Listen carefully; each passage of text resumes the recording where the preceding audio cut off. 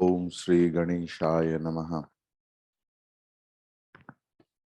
Om Sri Saraswatyai Namaha. Om Sri Guru Paramparaya Namaha. Om Sri Gurubhyo Namaha. Om Sri Chinmaya Sadgurave Namaha.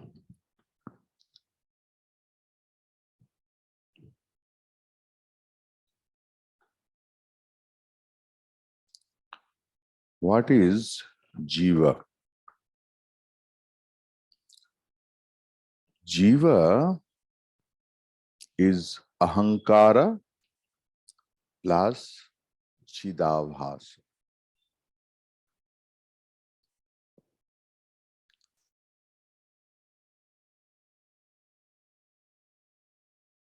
Ahankar has only one work. What is that?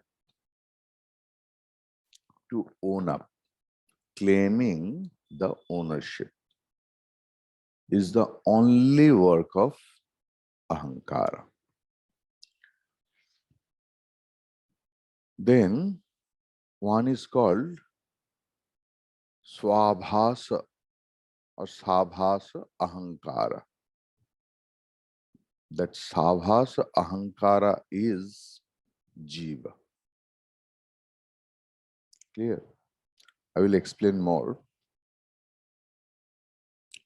First, we will chant. Today's thing is that Kartritvadi Dharma, it is of Antahkarana, not of Atma. Any Kartritvadi Dharma is of Antahkarana, not of Atma. 103 actually we have learned already. Antahkaranameteshu chakshuradishu varshmani ahamityabhimanena tishthatyabhasa tejasa eteshu chakshuradishu varshmani aham iti abhimanena antahkaranam abhasa tejasa tishtati.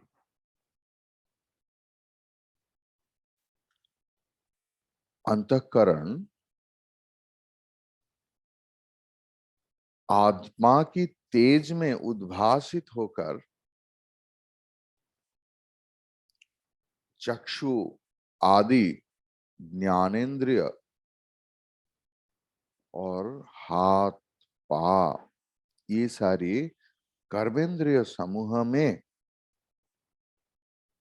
एवं इस शरीर में मैं इस प्रकार वृत्ति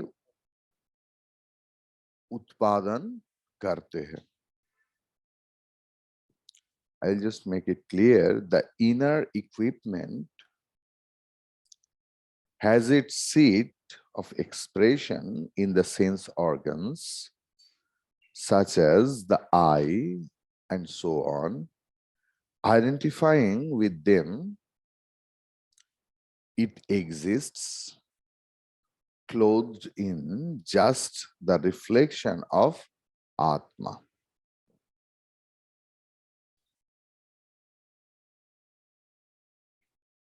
So Antakaran is inert. It is clear to us. Our inner instrument, Antakarana, is inert. So how it appears as enlivened? With the light of Atma. Not with the light of Atma, actually in the close proximity of Atma,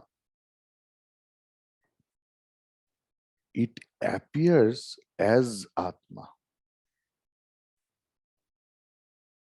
Suppose the PA of any big personalities, his attitude is like that, he is that person. If you ever meet such kind of personalities, just day before yesterday, the personal secretary of Hare Krishna Dwivedi phoned me because Hare Krishnaji's wife has heard from someone else that Vedanta class is going on and she wants to attend the class.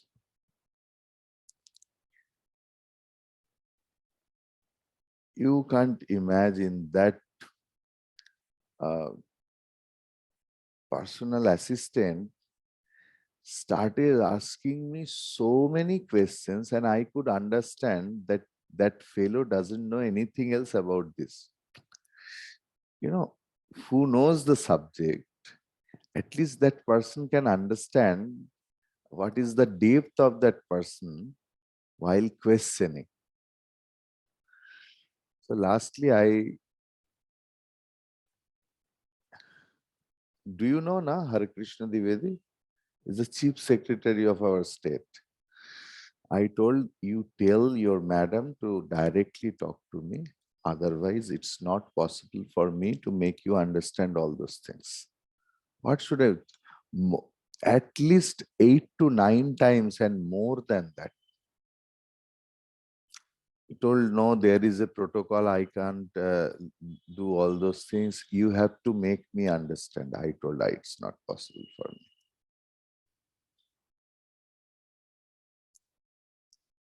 So in the close proximity, they start thinking they are that personalities. So Antakarana Dharma is like that.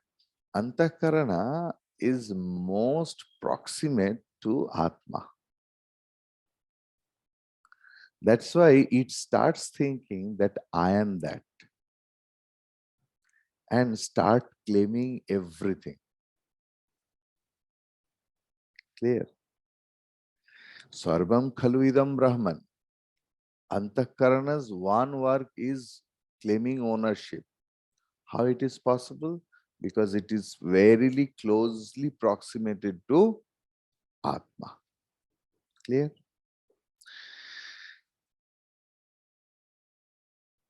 Hundred and four.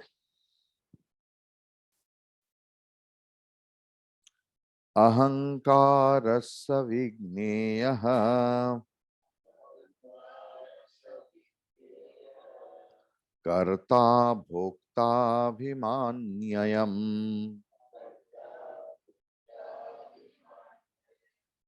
Chatvadi guna yogena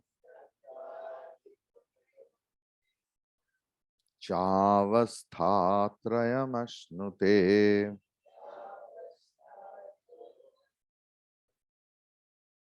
Saha ahankaraha.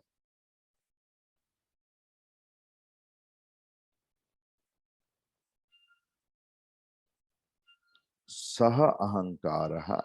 अंतःकरण की परिणति जो है वो अहंकार है. What is that? कर्ता भोक्ता अभिमानी.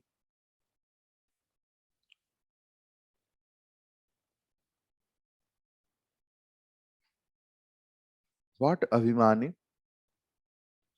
Abhimani means who identify itself. With whom? It thinks that I am the independent doer of anything. I am the enjoyer or sufferer. That sort of Abhiman comes in Antakarana. If there is body pain, Antakarana says, it is my pain. If there is a temperature in the body, Antakaran says, I am suffering from fever.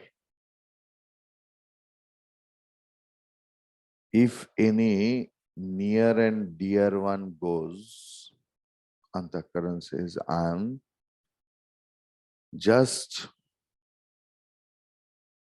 finished. My near and dear one has gone, as if I have died, or like that. So Antakarana's work is only claiming ownership.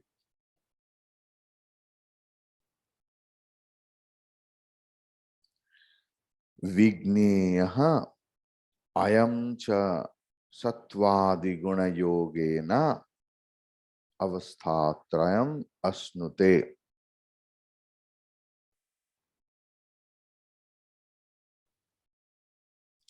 Ahankar is mixed with three qualities: sattva, raja, and tama. And with mixing up teen avastha,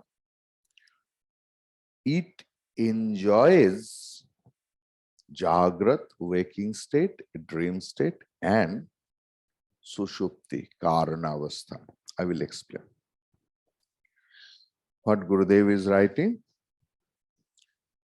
Know that it is the ego which, identifying with the body, becomes the doer or the experiencer, and in union with the gunas such as sattva, this ego assumes the three different states of waking, dreaming, and deep sleep.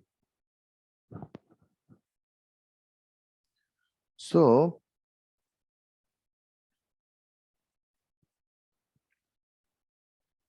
let's see what Gurudev is telling. In each one of us, the vanity of feeling that I am the doer, I am the enjoyer, that I am the seer, the hearer, the smeller, that I am the feeler and the thinker, is called the individuality. The ego, jiva, the perceiver, feeler, thinker entity. He who arrogates actions to himself by saying, I am the doer, means I am the karta, and I am the enjoyer, means I am the bhokta. He is the experiencer of joys and sorrows, the little ego. This sense of individuality, when it identifies with the three gunas, sattva, rajas, and tamas, which are the three modes of the mind, comes to express itself in the three states of consciousness: waking, dream, and deep sleep. Thus, roughly we may say the ego, conditioned by sattva, is the waker, conditioned by the rajas is the dreamer, and conditioned by tamas is the deep sleeper.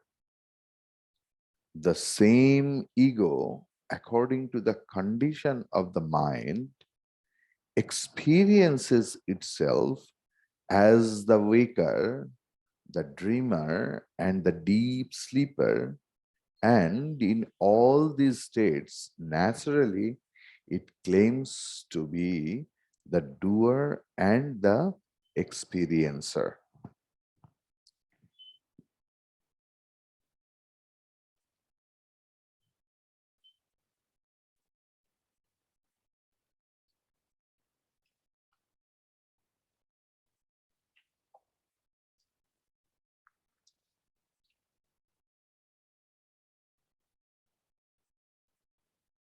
In another book, how it has been explained, I will read.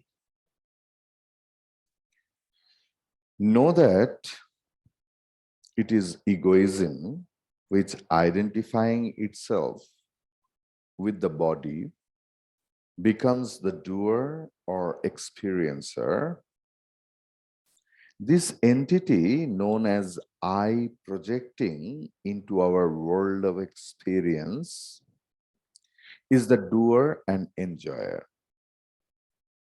It arrogates to itself every action and experience of the inner organ and says, I am the doer and I am the enjoyer.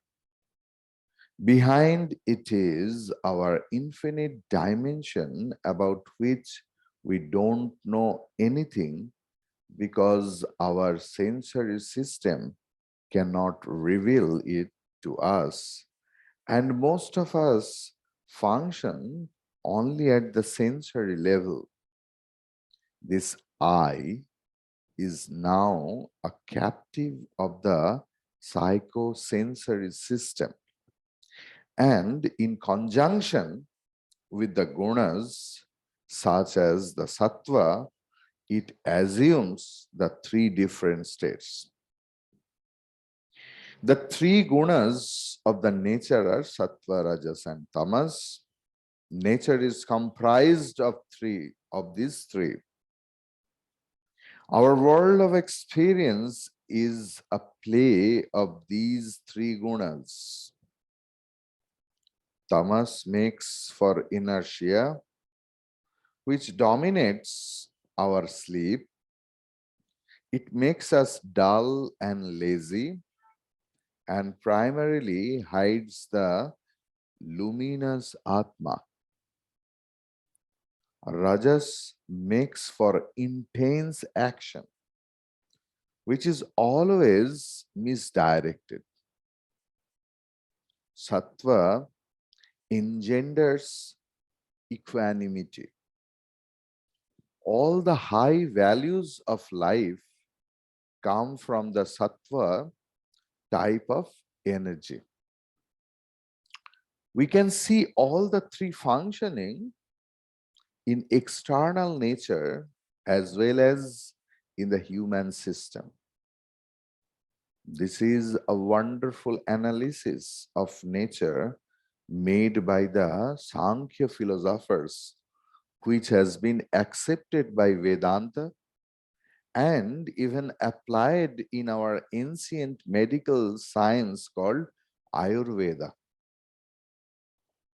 Now, this I, according to its association with the three gunas, experiences the three states of waking, dream, and deep sleep.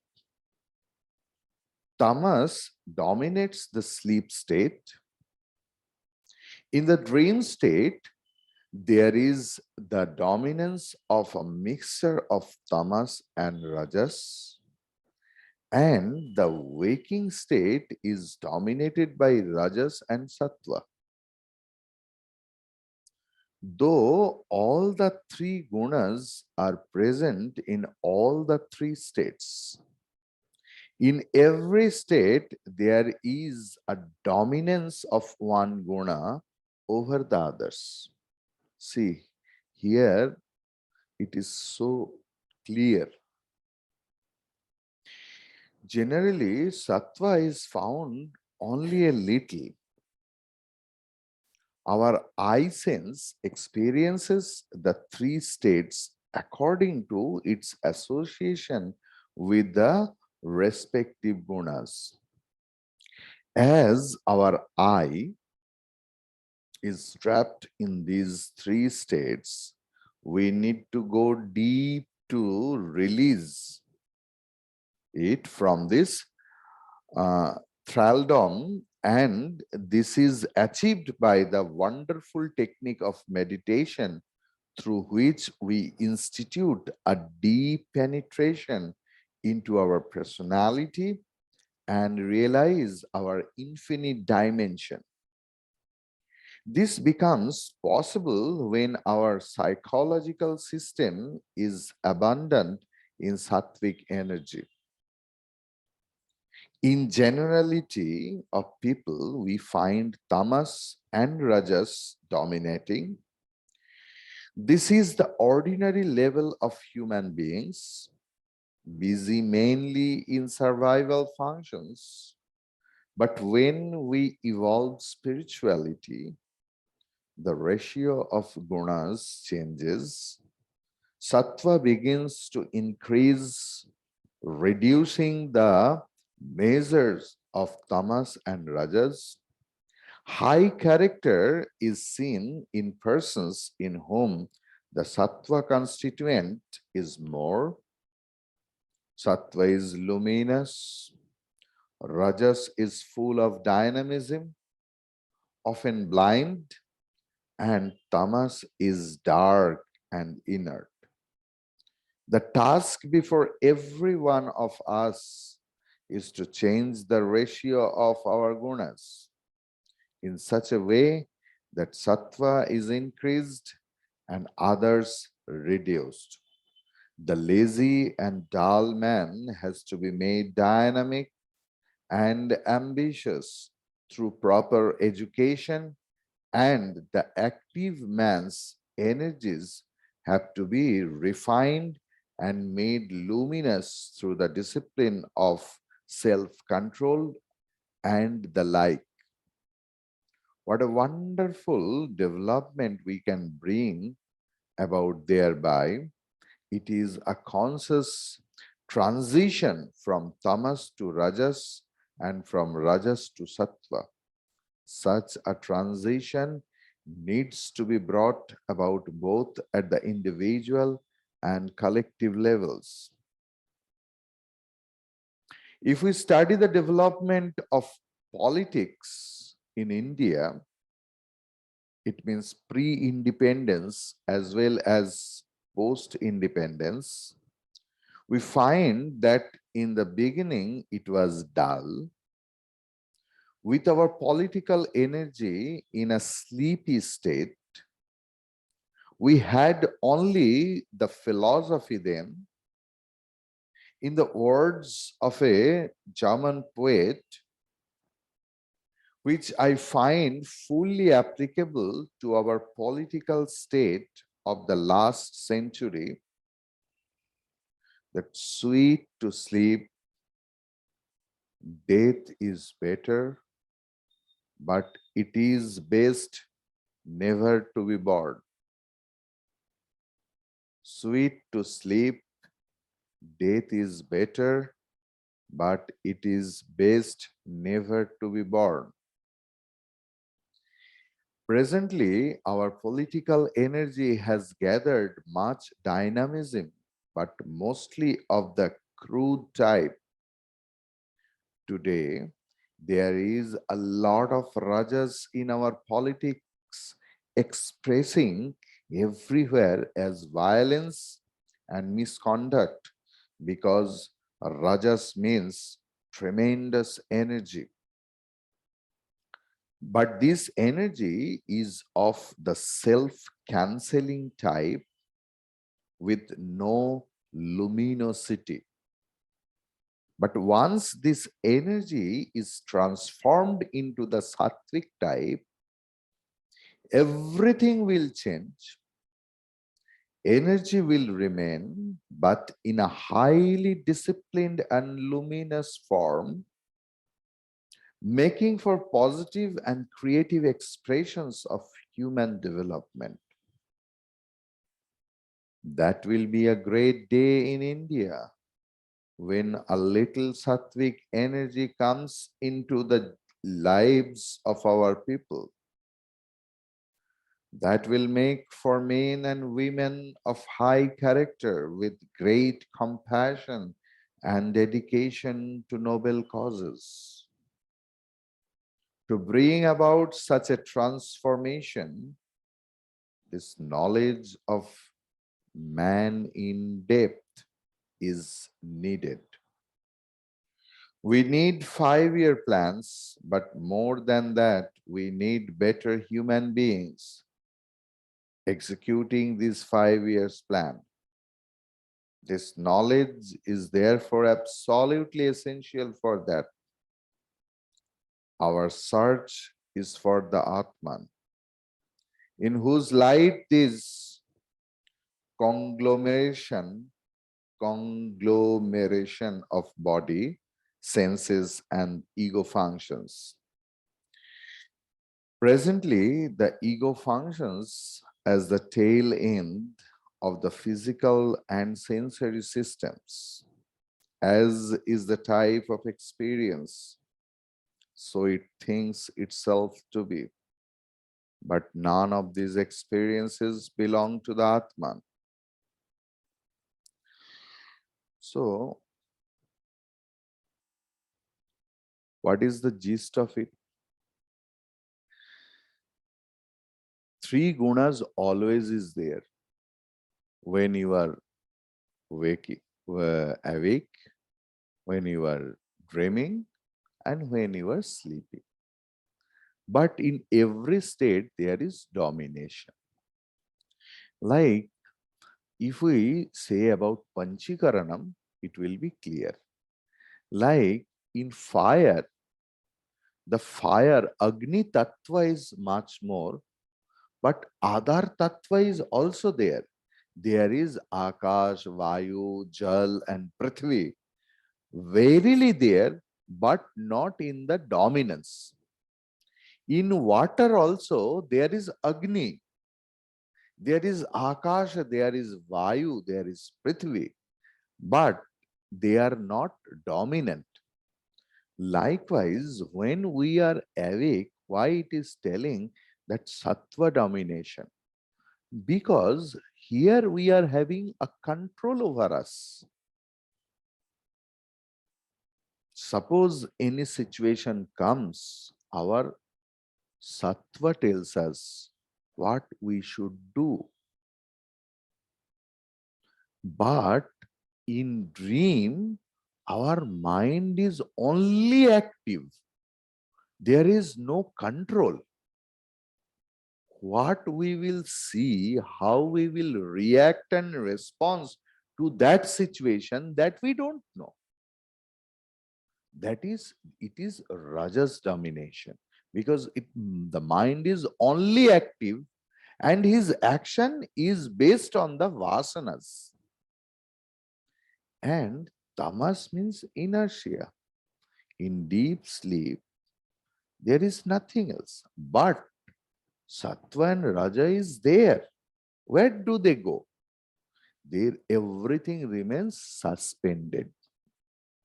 Only Atma and our ajnanam is there. In deep sleep, there is only ignorance and Atma remains. And that ignorance has been represented by the word tamas. Clear? Thank you. 105th sloka. It's very important. Vishayanam anukulye sukhi dukhi viparjaye sukham dukkham cha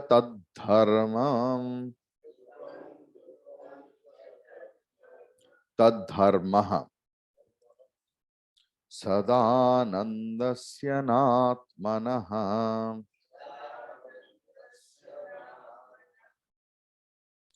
विषयाणामानुकूल्ये सुखे दुःखे विपर्जये सुखम दुःखम च तद्धर्मः सदानन्दस्य नात्मनः.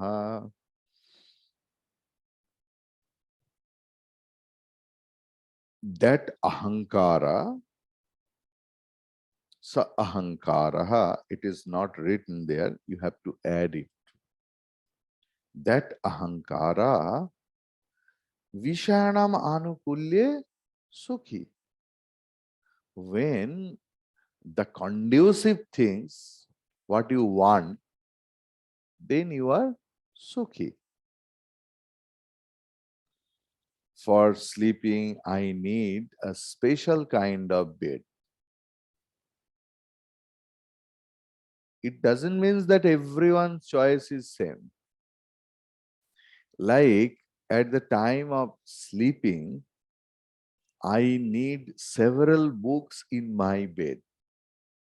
If it is, I read or not, but there should be books on my bed, then I can sleep. It may be of wooden bed, no mattress, no, nothing else is needed, but books are needed. It's from my childhood.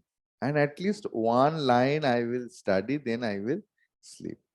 Someone needs some very big, and thick mattress. I was having a student of US, I have seen that he used to change his bed very often. And he used to send me the pictures. I used to tell, Hari, why are you changing? No, I have become bored. Have you become bored? Means, their concept is something different. এত তাড়াতাড়ি মানুষ কি করে bore হয়ে যায়, মানে এটাই আশ্চর্যের বিষয়। এরকম মোটা মোটা বিছানা কেনে, বিশ্বাস করুন, শুলে সেই মানুষ 1 ফুট ঢুকে যাবে। সেইটা শুলো বেশ 6 মাস 8 মাস শোয়ার পরে they go for the new one. আর আমাদের ভারতবর্ষে if you go, I go to swimming through this road. There are at least 2-3 building are getting erected. Believe me, the laborers, there is an inclined log of wood, maybe 6 inches, maybe 6 inches or 8 inches. Believe me, how nicely, suppose they are having some night duty, how nicely they are sleeping, you will be jealous. Even in few thousand rupees bed, you can't sleep so nicely. So Vishayanam Anukulle, on that time, that laborer wanted this log of wood. If he did not get it, he might be angry. So Vishayanam Anukulle, we are sukhi. When the required thing we get with a lot of feathers, we are happy. And what is the definition of dukkha?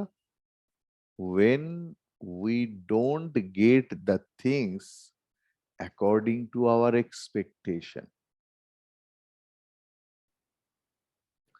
Death also, because the person dies, we had a lot of expectations from that person.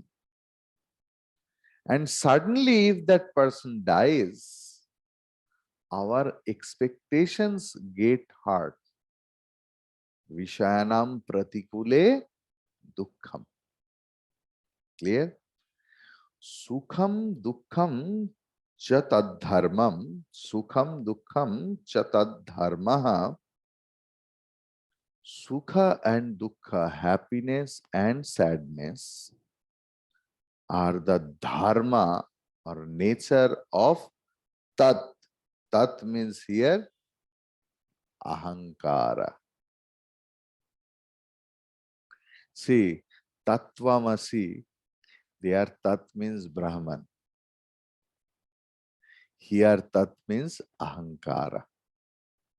So that is why you need Acharya to explain that what is the meaning of a same word in different place. In last few sloka, we have seen that Atma word was coined to explain Anatma, for Anatma. Atma word was coined for Jiva. Here, Tat means Ahankara. So, Sukha and Dukkha, who is getting Sukhi? Who is getting Dukkhi? That Antakarana is becoming Sukhi and Dukkhi. Sadanandasya Atmanaha na. Atma is always in the nature of bliss. There is no additional sukha and nothing, no dukkham. Because sukham is related to little bit of gross things. Little bit of gross things. How? Gross in the sense, suppose in subtlety also we get sukham. Someone is smiling at me. It's a subtle thing, but in the form of gross. What we call subtle, that also in some respect, it is gross, if you think. So Atma is always Anandamaya. It is in the nature of Anandam. When you understand, when you sleep. But I think who are the student of Vedanta, listens to Vedanta regularly and practice little bit of meditation in a day, or applies Vedanta, what he or she is learning in their daily lives, I'm sure everyone gets the glimpse of that Ananda. It must be. If not, it means you don't pay attention. Because what about that medicine, the Acharya Parampara feed you forcefully every day? The resultant should be there. That I am Brahman is something higher, but I am that bliss. And irrespective of any external source, that feeling comes, isn't it? Yes. What Gurudev is writing? When the sense objects are conducive, the situation is happy. When they are non-conducive, it is miserable.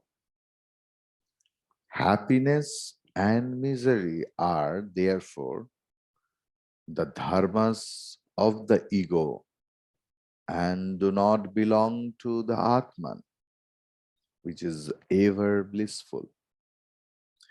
Each individual is attracted to those patterns in the world around which are conducive to his own existing vasanas. As long as your wife and children are in harmony with you, you are happy. But if they misbehave, you become miserable. Happiness is often born of self-gratification. A drunkard feels happy in the dirty toddy shop. Others may feel miserable there because of the difference in their attitude or vasanas. When in the outer world things happen against one's intention and purposes, one becomes unhappy. Therefore, as long as one has vasanas, one has to experience joys and sorrows in the world. Since the world is ever changing and things and their arrangements will never remain the same. If the vasanas are ended, one is in harmony with whatever conditions are available outside. So it is wrong to say that happiness is in the outer world. It is not. Happiness is within and solely depends upon the mental conditions of the experiencer. If a person knows the secret of finding his balance in whatever conditions that arise, he becomes totally independent of the outer world for his inner happiness. Thus, happiness and sorrow are conditions of the ego. When the ego is in a conducive atmosphere, it is happy. When it is not, it is sorrowful. I am the illuminator of these joys and sorrows at all times, as I am not the ego. But when I, the self, function through my mind, I apparently appear as an ego, which is called abhasa matram. My reflection in the mirror depends upon the curvature of the reflecting surface. If it is concave, my reflection is short. If it is convex, it is long. And if it is plane, it is my normal, natural shape and size. The reflected image in a pond is steady. When the waters are undisturbed. When they are disturbed, the image becomes distorted. But I myself am unchanged. The shortness or the longness, the clarity or the crookedness are of the image, not mine at all. Similarly, happiness and sorrow do not belong to the Atma, the self. The nature of the self is ever blissful, Sadananda. So happiness and sorrow belong to the reflection, the ego alone. Thus, when you identify with matter, the ego arises. And then you, as the ego, feel happy or unhappy. The spirit, the self, is ever blissful, joyous. Indeed, perfection is your real nature, but as an ego, you delude yourself that you are imperfect and unhappy. Hari Om. Om Purnamadah Purnamidam Purnaat Purnamudachyate Purnasya Purnamadaya Purnameva Vasishyate. Om Shanti Shanti Shanti. Harihi Om Shri Guru Pyo Namaha. Harihi Om.